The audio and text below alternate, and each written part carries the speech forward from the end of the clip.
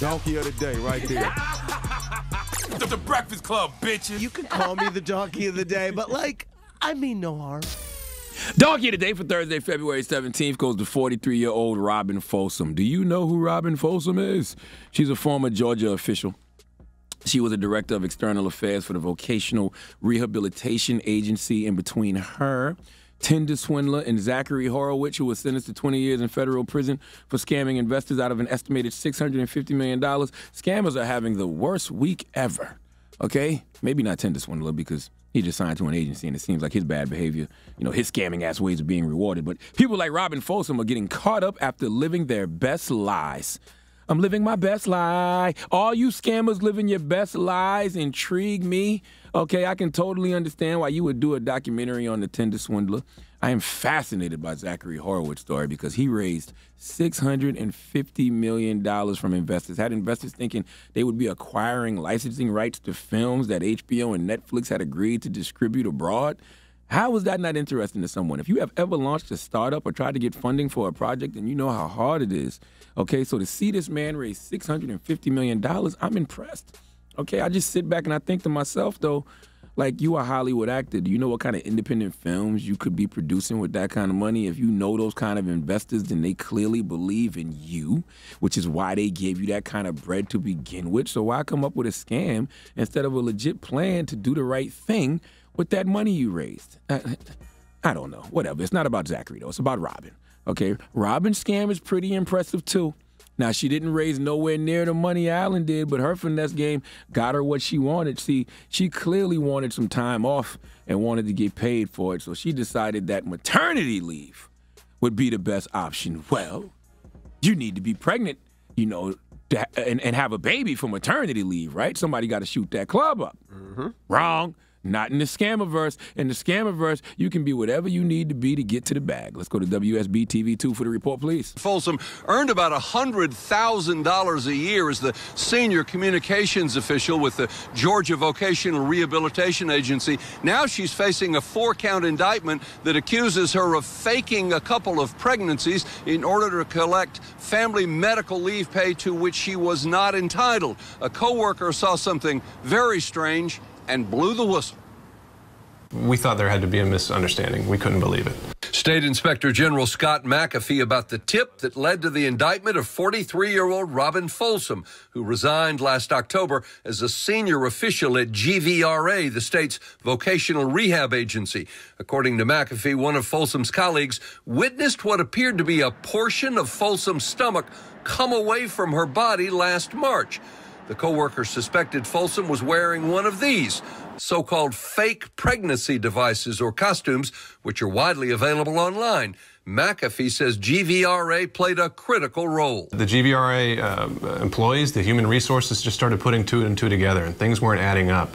And thankfully, they didn't shrug it off. They realized this was something that was more serious.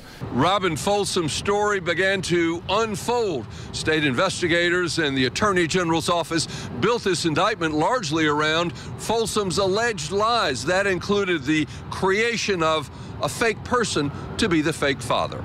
We ultimately didn't find any evidence that he existed, and that's why she's also been charged with identity fraud. She faked a pregnancy. She had a fake baby daddy. 43 years old, out here faking high-risk pregnancies. All right, she made up a fake baby daddy. You know what the dude's name was? Brian Otemembibwe. It's spelled Otemembebwe. Sounds Nigerian. Coincidence for a scammer to choose that name? I think not. All right, he was a made-up person, and when investigators pressed her on him in October of 2021, she doubled down and said the man really existed. All right, she lied and told the agency that she gave birth once before in July 2020 and got pregnant again in August 2021. But the investigation found there was no official records of Robin Folsom having given birth, and her insurance records didn't indicate any pregnancy or delivery. My problem with people like this is they are actually smart. She already had a job that was paying $100,000 a year in Georgia. That's good money. Okay, these are ingenious ideas these scammers come up with to make money. All they have to do is direct their energy to something legit, and they could actually probably have the same results, the same type of success, but for some reason, they choose a life of crime instead of going into whatever their real passion is.